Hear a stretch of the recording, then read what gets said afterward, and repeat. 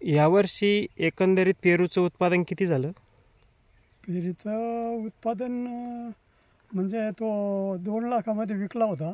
हं. पण ते व्यापाऱ्यानं नेल्याने जास्तीत जास्त त्यानं 45 ते 50 हजारापर्यंत दिले पैसे. बस. अच्छा. मग मध्ये सोडून दिला का? मध्ये सोडून दिलं त्यानं आणि त्याच्यामुळं कोणी व्यापारी नेणं झाले. सारी जामामध्ये पूर्ण खाली सडीघाण झालेली.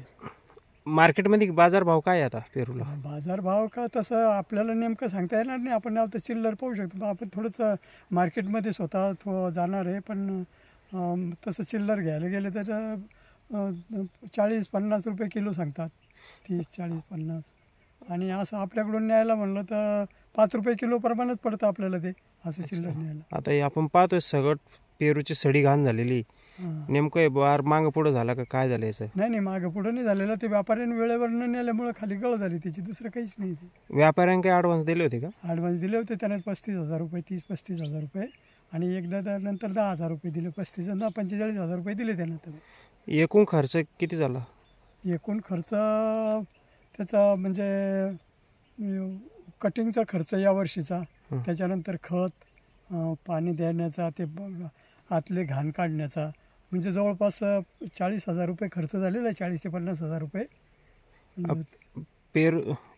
पेरूचं उत्पादन खर्च शुल्क निघाला नाही समजा अजून? नाही म्हणजे जो खर्च झालेला आहे तो उत्पादन खर्चसुद्धा या वर्षीचाच खर्च निघाला नाही. अगोदरचा तर ते मागच्या वर्षी काय भाव होते?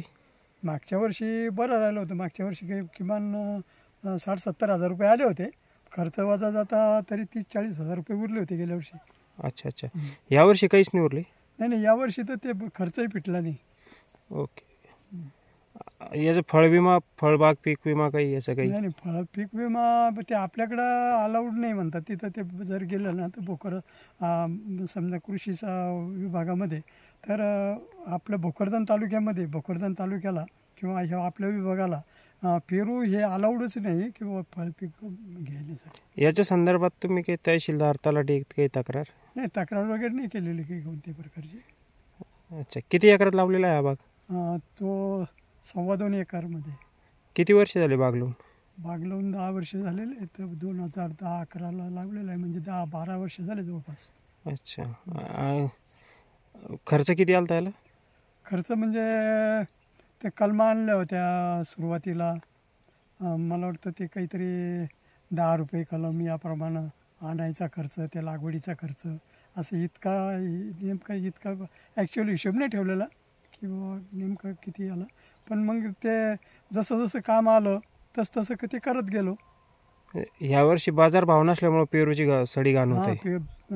बाजारभाव नाही. आणि व्यापारी बहुतेक म्हणजे व्यापारीसुद्धा ते काय झालं आता ह्या जुन्या पेरूला काही मार्केटमध्ये नवीन फळं यायला लागलेत. त्याच्यामुळं काही ह्या पेरूला काही विचारत नाही कोणी असं. ही पेरूची जात कोणती? हे एक म्हणजे 2-3 प्रकारचे याच्यामध्ये, काही लखनौ आहे, काही ते अलाहाबादी सफेदा म्हणून दिलेले, असे 2-3 प्रकारचे आहेत. ते काही सरदार आहे. अच्छा. ओके.